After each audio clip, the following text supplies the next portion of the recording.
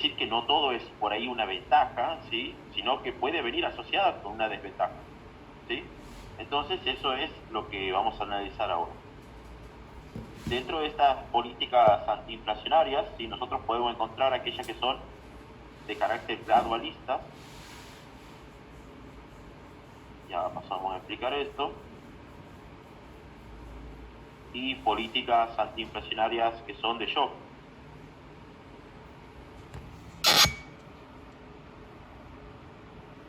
Bien.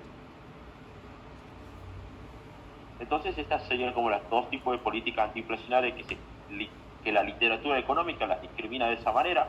Obviamente hay una diferencia entre una política antiinflacionaria gradualista con una de shock, una gran diferencia de hecho. Entonces, a partir de esto es como uno empieza a hacer el análisis de cuál de las dos políticas, gradualista o de shock, puedo tomar. Bueno, dependerá en principio del contexto, dependerá en principio de la gestión de gobierno, porque por ahí pueden haber economistas que sean heterodoxos, se llama eso, o economistas que sean ortodoxos. ¿Sí? Bueno, en ese sentido, depende del ministro de Economía que tenga alguna gestión de gobierno para aplicar una política gradualista, de shock, por ejemplo. Depende de, como les digo, el contexto. ¿Sí? Muchas veces depende también del contexto. ¿Cómo sería un tipo de política gradualista? ¿Sí? Bueno, básicamente cuando nosotros estamos, valga la redundancia, gradual, ¿sí? Gradualista, ¿sí? Quiere decir que vos vas a ir reduciendo la inflación, como la palabra lo indica, gradualista, gradualmente, ¿sí? Eso quiere decir gradualista, ir reduciendo la tasa de inflación de forma gradual, ¿sí? Gradual. Obviamente esto que implica que si vos, por ejemplo, tienes un determinado porcentaje de inflación, llamémosle X, ¿sí? Vos puedes bajarlo gradualmente, ¿sí? ¿Qué quiere decir? Por ejemplo, si yo tengo una gestión de gobierno que es de 4 años, ¿sí? Y yo tengo la inflación X, ¿sí? ¿Qué quiere decir? Que si yo aplico una política antiinflacionaria gradualista, que yo este porcentaje X lo voy a ir bajando año por año, por ejemplo, ¿sí? Quiere decir que no lo hago en un solo año, ¿sí? Lo voy haciendo en 4 o en lo que abarque mi gestión de gobierno, ¿sí? Eso sería gradual, ¿sí? Es decir, que no sea todo instantáneo, ¿sí? O sea, que vos gradualmente la vayas bajando, ¿sí? O ya sea que este año la bajes en un determinado porcentaje, el próximo año la bajes en otro porcentaje, el próximo año la sigas bajando, bueno, eso sería gradual. Y obviamente, esto por ahí, cuando algo es gradual, ¿sí? Vos por lo general, ¿qué tiendes a hacer? Que obviamente bajar la inflación, como si fuese tan fácil, ¿sí? No lo es, obviamente, tiene asociado un costo, ¿sí? Es decir, la inflación tiene un costo implícito, ¿sí? Para bajarla. ¿Qué quiere decir? Que cuando vos lo haces gradualmente, es decir, lo vas haciendo año por año, vos estás dividiendo ese costo, ¿sí? Vos estás dividiendo ese costo año por año, ¿sí? Es decir, que no lo haces de manera instantánea en donde vos sufres todo el costo en un solo año. No, vos como lo vas haciendo en 4 años, es decir, vas bajando, por ejemplo, una parte de la inflación por año, quiere decir que vos vas en cada año dividiendo ese costo que te genera la inflación. Quiere decir que no lo sufre la sociedad, a eso es lo que vamos, ¿sí? Y eso es lo más importante muchas veces, que no lo sufra la sociedad, eso quiere decir. Entonces, no lo sufre la sociedad, podríamos poner, cuando el costo es dividido. Otra situación, ¿sí? Que podría generarse es que justamente no sea gradualista, ¿sí? Obviamente, que sea de otra característica esta política que la llaman de shock, ¿sí? ¿Qué quiere decir de shock? Instantáneo.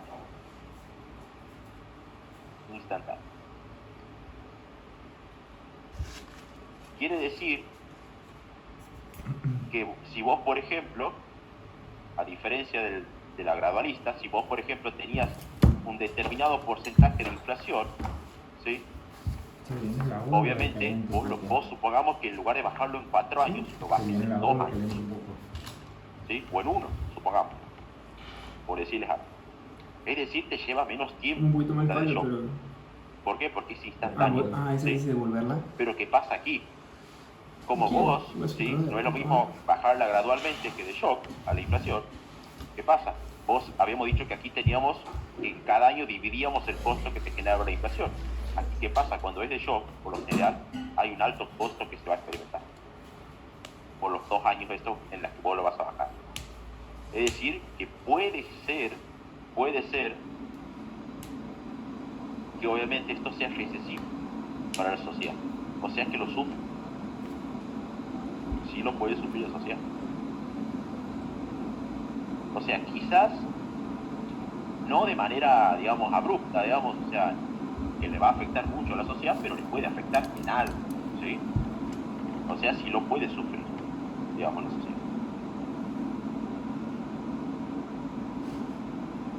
Entonces, a eso es lo que vamos con una política de gradualista, ¿sí? O de shock. Claramente, como les digo, ¿no? No es lo mismo bajar la inflación en 4 años, ponerte como plan eso, o sea, algo gradual, bajarla en 4 años que bajarla en 2 años, ¿verdad? O sea, hablando del mismo porcentaje de inflación, ¿no? Pero estaríamos condicionando a que claramente, si vos lo haces en más tiempo, estás dividiendo el costo. Si vos lo haces en menos tiempo, claramente ese costo va a empezar a ser algo para cada uno de esos 2 años, por ejemplo. ¿Sí? Cosa que aquí no, porque el costo se divide en 4, los 4 años. ¿Sí? Bueno, esos serían tipos de políticas, ¿no? Antiinflacionarias que, bueno, la literatura económica considera que depende del ministro de Economía que tenga el gobierno, ¿sí? Aplicaría una u otra medida. ¿Por qué? Porque algunos economistas se llaman economistas heterodoxos, eso les gusta más lo gradual, y hay otros economistas que se llaman ortodoxos, que eso les gusta el shock. ¿Sí? Bueno, o sea, depende de cada economista. Ahora, supongamos que nosotros lo queremos poner en contexto esto, ¿no? Con la pregunta. O sea, ¿cuáles serían las ventajas y las desventajas? Bueno, aquí hemos señalado algo de ventaja y algo de desventaja, ¿no? Dependiendo de la política que apliques. Pero bueno, ¿qué se conoce por política antiinflacionaria? ¿Sí? Bueno, una política antiinflacionaria, por ejemplo, recordemos que nosotros venimos de ver la unidad 6, donde hemos visto teoría monetaria, ¿verdad? Más precisamente se llamaba teoría cuantitativa del dinero. ¿Qué nos decía la teoría cuantitativa del dinero? O sea, teníamos la expresión cuantitativa, ¿verdad? Nunca nos vamos a olvidar esto porque vive preguntando Flaca. Tenemos la ecuación cuantitativa, ¿sí? En donde justamente, bueno, para hacer rápido el análisis, manteníamos las transacciones y la velocidad del dinero constante y obviamente nos quedaba M y P del otro lado, ¿sí? Bueno, en ese sentido, ¿qué decíamos nosotros? Que cualquier emisión de dinero, si descontrolada, ¿sí? O llámese exceso de oferta de dinero, ¿sí? Va a generar exclusivamente aumento en los precios, que eso se llamaba neutralidad del dinero, ¿sí? O sea, que afecta a variables nominales, tales como el precio, ¿sí? Y eso sabíamos que generaba inflación, ¿verdad? Nosotros la llamamos a la teoría cuantitativa también la teoría de la inflación, ¿verdad? Entonces, en este contexto, así como para adaptar un poco a lo que vamos a decir, ¿qué podríamos establecer? Que claramente, si vos estás diciendo que la emisión de dinero genera inflación, que sería una política antiinflacionaria, y no emitir, ¿sí? No emitir, ¿verdad? Eso sería una política antiinflacionaria. Es decir, que el Banco Central o la autoridad monetaria, central, no emita dinero, ¿sí? No emita dinero. Claramente esa sería la ventaja. ¿Ventaja en qué sentido? En que si obviamente el Banco Central no emite dinero, claramente no va a generar inflación, ¿verdad? Entonces, eso sería como una ventaja. Ahora, ¿dónde está la desventaja? Bueno, supongamos que claramente el Banco Central es dependiente del gobierno nacional, ¿verdad? Y obviamente el gobierno, supongamos que se tiene que financiar con el Banco Central, o sea, con la emisión monetaria. Pero, ¿qué pasa? Si el Banco Central no emite, ¿qué le queda al gobierno? Y le queda subir impuestos. Es una pregunta de exámenes. O sea, va a afectar al sector privado, a la actividad productiva de la economía, digamos, a la acumulación de factores y demás, subiendo los impuestos. O, digamos, crear tributos, o sea, nuevos impuestos, nuevas tasas, etc. ¿Sí? Entonces, cualquiera de estas dos medidas, ¿sí? Creación de impuestos o creación de tributos, aumento de impuestos existentes, perdón, o creación de tributos, obviamente puede, como desventaja, afectar al sector privado, ¿verdad? Afectar a las familias, afectar a las empresas, ¿verdad? Porque ahora, ¿qué pasa? Ahora, si el gobierno aumenta los impuestos, claramente las familias van a tener menos ingresos disponibles, por ejemplo. Si el gobierno aumenta los impuestos, las empresas van a tener menos ahorros, por ende van a invertir menos. Bueno, ese tipo de cosas que hacen al sector privado, claramente. O le quedaría al gobierno, esta sería una primera desventaja.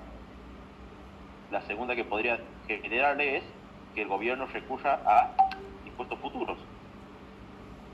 ¿Sí? Es decir, endeudamiento.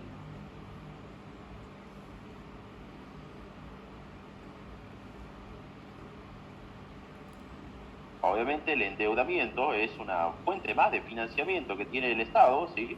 A través de solicitar un crédito a algún organismo multilateral, algún agente del país o del exterior, alguna empresa del país o del exterior también, digamos, y se hace de divisas, ¿sí?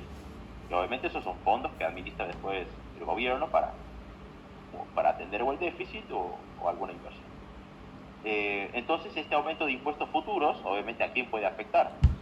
Como dice futuros, obviamente va a afectar a generaciones futuras, ¿verdad? Es decir, cuando el gobierno toma deuda, ¿sí? Obviamente esa deuda no se la paga mañana, el próximo año, no, por lo general se la paga dentro de un buen tiempo, ¿sí? Pero mientras vos sigas teniendo deuda, vos estarías afectando a generaciones futuras, ¿sí? ¿Qué quiere decir generaciones futuras? O sea, niños menores de edad, gente que todavía no nació, gente que ni siquiera vota, ¿sí? O sea, cuando el Estado toma deuda, digamos, estaría como perjudicando a las generaciones presentes y futuras. Es decir, gente que por ahí ni ha nacido todavía. Bueno, pero esas obviamente son aspectos, digamos, como que juegan una desventaja, ¿sí? En términos de que, bueno, si se renuncia a la emisión monetaria, muy bien, o lo hace por motivo de no generar inflación. Pero ¿qué pasa? La desventaja va a ser que el gobierno va a financiarse de otra manera y puede afectar de otra manera a la economía. ¿Sí? Bueno, esa podría ser una política antiinflacionaria. Es decir, monetaria. Primero que nada, puede ser desde el punto de vista monetario. Otro aspecto que por ahí, este aspecto lo toma en cuenta Flaja, claro, ¿no? Esto está avalado por Flaja porque he escuchado un comentario de alguien que ha desarrollado otra respuesta y estaba bien para esto. Bien.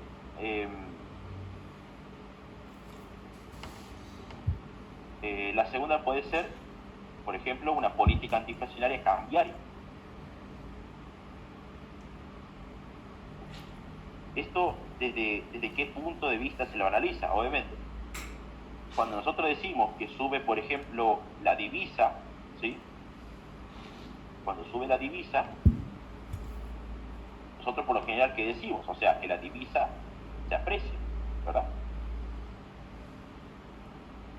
Pero cuando sube también la divisa de la economía, por ejemplo, el dólar, ¿sí? Por ejemplo, nosotros, ¿qué más decimos? Que del otro lado hay una depreciación del peso.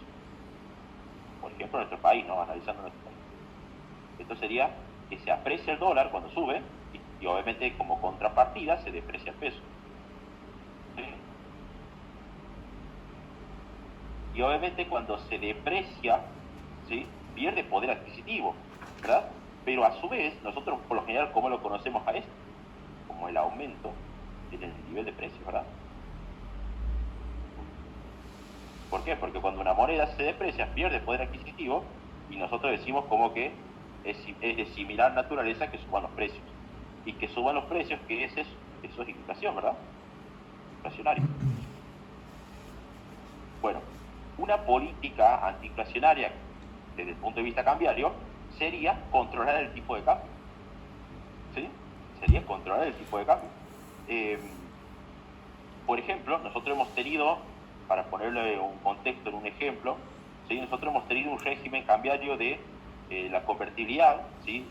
desde el año 1991, ¿sí? En el gobierno de Carlos Saúl Menem, donde justamente se tenía un tipo de cambio, ¿sí? De $1, $1, ¿verdad?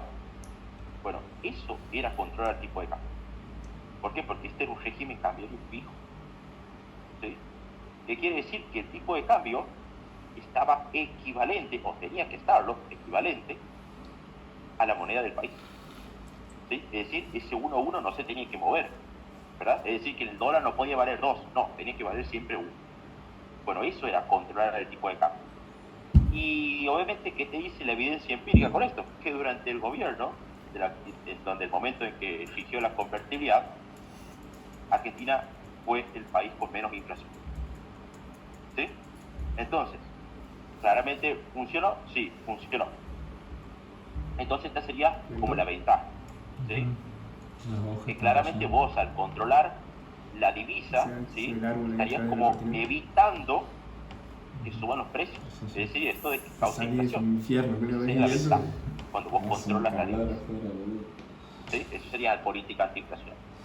Lógicamente, ¿dónde está la desventaja? Bien. La desventaja, porque ha habido una desventaja, y esto ha sido lo que ha generado en el 2001 la crisis de balanza de pagos, se llama esto.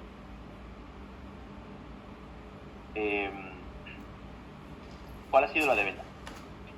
Que obviamente la desventaja principal es que cuando vos controlas ese tipo de cambio, por lo general, la desventaja principal que pueden encontrar en un libro, si es que agarran un libro de economía, van a encontrar que la desventaja principal de un régimen cambiario fijo es la crisis de balanza de pagos que puede generar. ¿Por qué? Porque básicamente el país se vuelve caro. ¿Sí? ¿Qué quiere decir que se vuelve caro? O sea, vos tienes una divisa que vale, supongamos, tuvimos de hecho, no es que no tuvimos. Entonces, una divisa que valía $1 equivalente, ¿sí? Era algo similar a que el que venía, por ejemplo, a Argentina, supongamos que venga alguien de Estados Unidos hacia Argentina durante ese momento, él venía con dólares que le daba cambio en la Casa de la Moneda, $1. O sea, éramos un país carísimo, ¿sí? El que venía con dólares se le daba $1 a cambio, o sea, carísimos más. Entonces, ¿eso qué generó? Que obviamente aumenten las importaciones. ¿Por qué? Porque cuando, relación inversa, cuando sube el tipo de cambio, ¿qué pasa con las importaciones? Caen, ¿verdad? Y obviamente cuando baja el tipo de cambio, es decir, cuando el país se vuelve más barato, digamos, o sea, cuando te cuesta menos traer productos de afuera, disculpen, porque en ese tiempo era el famoso dicho de que obviamente cualquiera iba al extranjero, traía cosas de afuera, se iban a Miami, compraban cosas de afuera. Bueno, era un tiempo de lujuria más o menos. Pero ¿qué pasaba? Durante ese momento las importaciones subían bastante, porque imaginémonos, era $1, ¿sí? $1 era $1, muy baratísimo. Entonces, ¿eso qué pasó? Como era un tipo de cambio bajo, cayeron las exportaciones, relación directa, ¿sí? Eso generó que en términos de exportaciones netas caigan las exportaciones netas, ¿sí? Y después esto originó la crisis de la balanza comercial, que obviamente la balanza comercial, ¿qué implicó? Que obviamente te salían muchas divisas porque importabas mucho y te entraban pocas divisas porque exportabas poco. Entonces eso te generó un déficit en la balanza comercial. ¿sí? Sí, hablando con 4 Obviamente, millones, creo. que después derivó en la crisis de balanza de pagos. Esta Venezuela comí el diario. Pero Hay obviamente un hay una amigo, historia un atrás amigo de allá esto, en ¿no? Buenos Aires. Aquí es donde, por $1.000.000. ejemplo, el Banco Central se había quedado sin reserva, Camarón todo el donde por fin. ejemplo, habían vendido empresas privadas, perdón, habían hecho privatizar empresas, o sea, las empresas que eran del Estado, el Estado las Pero esto vendía comenzó el para hacerse viernes. de financiamiento, y ahí se privatizó la empresa, bueno. Pasaron muchas cosas en el medio y obviamente llegó un momento en que no se daba más de esto y explotó. O sea, derivó en la crisis de balanza de pagos. No viene al caso la historia, pero esta sería como la desventaja. Que caigan nuestras importaciones y si suben nuestras importaciones, eso implica también que caiga el PBI, ¿verdad? O sea, una desventaja, digamos, a destacar, bastante jodida, digamos. Entonces eso, por ejemplo, pero sin embargo, ¿cuál es la política siempre? Bueno, la antiinflacionaria no genera inflación, esa es la política, pero bueno, las consecuencias están dadas. Vos no puedes generar inflación, pero puedes generar quizás otras cosas, ¿sí? Consecuencias. ¿Alguna pregunta de algo de esto que quieran hacer?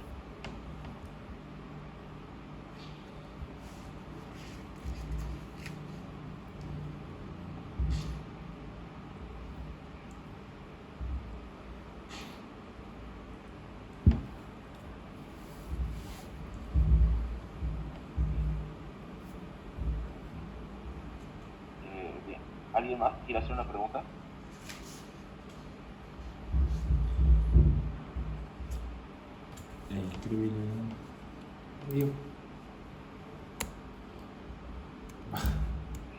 No, Luis, ¿se entiende?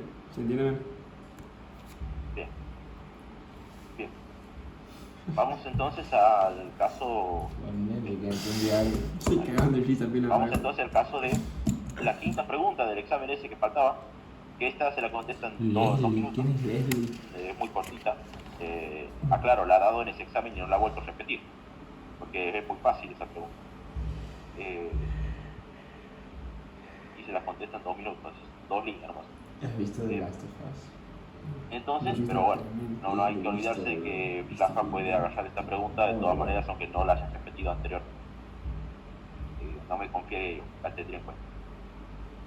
¿Qué nos dice la pregunta 5? A ver, la que la busca. Sí, ese que está tremendo. En el criterio del valor presente neto, dice, ¿incluye o no entre los flujos anuales de beneficio la participación de capital y la tasa de interés? ¿Sí o no? O sea, la pregunta sería, ¿se incluye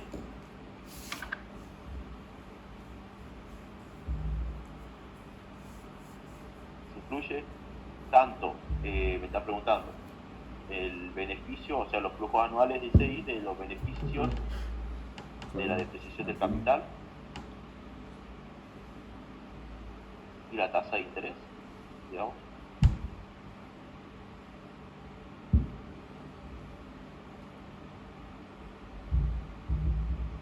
Bien. O sea, me está preguntando si estas dos cosas, tanto el beneficio de la depreciación, los flujos anuales de beneficios, ¿sí?, por la depreciación del capital, como la tasa de interés, se incluyen en el valor presente, neto, ¿no? La respuesta es no. No se incluye. ¿Sí? O sea, nosotros, normalmente, cuando estamos analizando el valor presente neto, ¿sí?, nosotros qué decimos, obviamente, que esos beneficios, ¿sí?, digamos, esperados, futuros, porque obviamente acontecen a que vos vas a querer generar un beneficio por la actividad, y obviamente la tasa de interés, que es un factor de actualización, ¿sí?, que obviamente se actualiza en virtud de las condiciones del mercado, del contexto, es una simple actualización de la tasa de interés. Lógicamente, no se incluyen en el valor presente, se incluyen en el valor presente, no en el valor presente neto. ¿Sí? Gran diferencia, ¿no? O sea, yo en el valor presente, no valor presente neto, ¿no? En el valor presente, yo claramente ya incluyo los beneficios los beneficios futuros, porque todavía no los obtuve, esperados, que estimo que voy a obtener, ¿sí? Lógicamente lo hago en el valor presente, ¿sí? Planifico esos beneficios esperados, futuros, obviamente. Y además de eso, ¿sí? Lógicamente, yo tengo en cuenta que al momento de generar esos beneficios, adquirir un bien de capital, ¿sí? Y obviamente voy a estar incurriendo en una tasa de interés, ¿sí? En una tasa de interés del presente, no del presente neto, ¿sí? Quiere decir una tasa de interés ya actualizada, ¿sí? Al momento de la compra o adquisición de ese bien de capital, yo voy a pagar esa tasa de interés, ¿sí? Y obviamente se canaliza también en los beneficios futuros esperados. Estas dos cosas se las incluye en el valor presente. Lógicamente, no en el valor presente neto, ¿sí?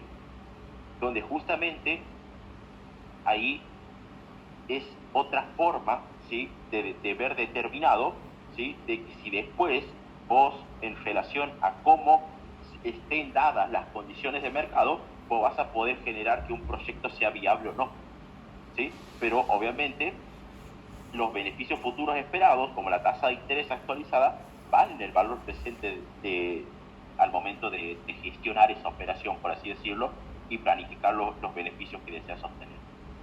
Pero obviamente en el valor presente neto vos vas a determinar solamente si el proyecto es viable o no, ¿sí? En relación obviamente a tener en cuenta la TIR de tu proyecto, a cómo rinde, digamos, en el mercado, dadas las condiciones. Y obviamente eso determinará si el valor presente neto es viable o no. Pero en el valor presente o actual van estas dos cosas que me está preguntando el profe. Y no en el valor presente. ¿Sí? Esa es toda la respuesta que habría que darle. Nada más. ¿Sí? Es muy cortito. Bien. Esa es la única que, bueno, más o menos ¿No mucho peso? Sí, no está difícil. O sea, como que explica con palabras sencillas. Bien. Vamos a hacer el caso de...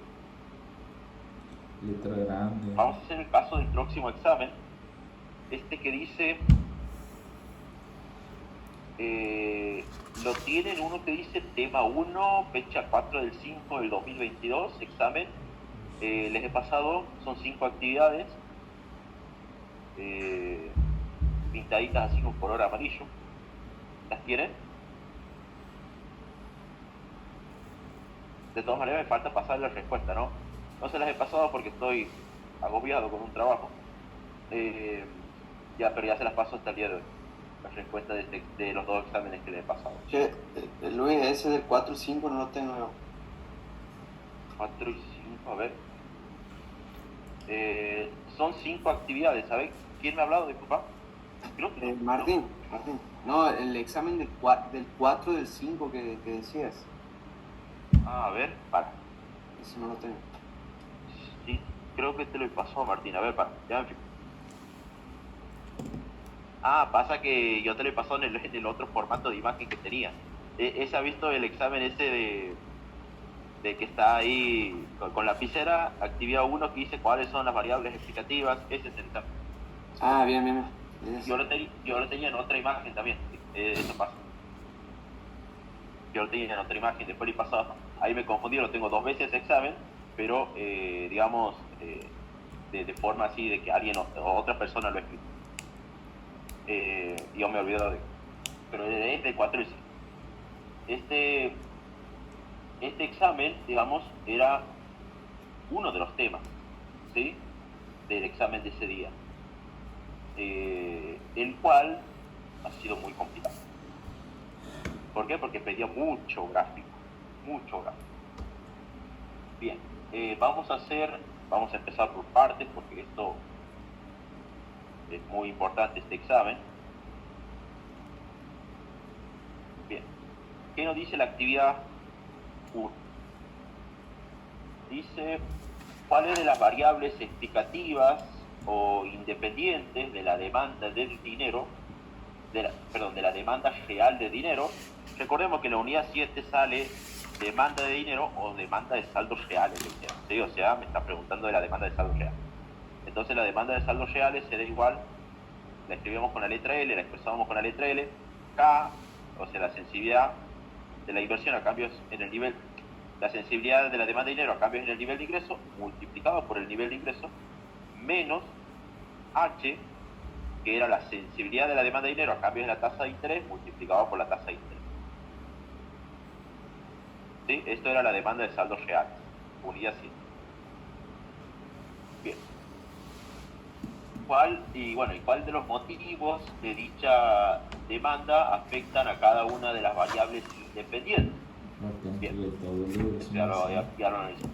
Indique, además, en cada caso, si la relación entre las variables es directa o inversa. Bien fácil, ¿verdad? Entonces, siguiendo la demanda de saldos reales, vamos a comenzar por la relación directa y la inversa, ¿sí? Recordemos que la relación directa, la demanda de dinero, la tenía con el nivel de ingreso, ¿verdad? De la economía. Quiere decir que cuando aumentaba el nivel de ingreso, o sea, que era una economía donde se hacían más transacciones, ¿verdad? Eso decíamos nosotros, en unidad 7, se hacen más transacciones, se pagan más sueldos, ¿sí? En el mercado de trabajo, hay mayor nivel de actividad económica, ¿verdad? O sea, todo asociado a un incremento en el nivel de ingreso, ¿verdad? Actividad económica. Obviamente esto deriva en que como la gente va a necesitar dinero para mover esta economía, aumenta la demanda de dinero, ¿sí? Y viceversa, lógicamente, si llegase a caer el nivel de ingreso, ¿sí? Traducido, bueno, en menos transacciones, ¿verdad? O sea, todo lo contrario a lo que acabamos de decir, menos sueldos se pagan, ¿verdad? Menos nivel de actividad económica, bueno, es lógico que como es una economía que está como en recesión o en caída, ¿verdad? No se mueve mucho, es lógico que la gente demande menos dinero en esta economía, ¿sí? Por lo tanto, caería la demanda de dinero. Esa sería la relación directa, ¿sí? Vamos a la relación inversa. La relación inversa, recordemos que la demanda de dinero la expresaba con la tasa de interés, ¿verdad? ¿Qué quiere decir? Que cuando subía la tasa de interés de la economía, ¿qué pasaba? Se volvían más atractivos los activos financieros, ¿verdad? Por lo tanto, eso generaba que yo esté tentado como agente a colocar mi dinero en un activo financiero y no tenerlo de manera líquida. Entonces, eso haría que, como cae la liquidez de la tenencia de dinero, obviamente cae la demanda de dinero, ¿sí? Lógicamente, si llegase a bajar la tasa de interés de la economía, ¿sí? ¿Qué pasa? Y se vuelven menos tentativos los activos financieros, ¿sí? Por lo tanto, ¿eso qué genera? Obviamente genera que yo no esté tan ansioso, digamos, si la tasa de interés baja, lógicamente, yo no esté tan ansioso de querer ir a colocar mi dinero en el activo financiero, sino tenerlo de manera líquida. ¿Sí? Eso implica que si lo tengo de manera líquida, no en un activo financiero, aumenta la demanda. ¿Sí? Entonces, ahí están expresados los motivos por los cuales hay una relación directa o positiva, como quieran llamarlo, con el nivel de ingreso, y hay una relación inversa o negativa con la tasa de interés. Esa sería la respuesta de parte. Voy a hacer todo el examen que nos hago nosotros. Bueno, ¿qué más me decía?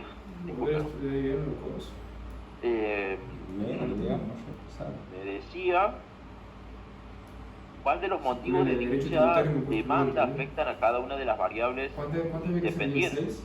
Bien, ¿qué son las variables independientes?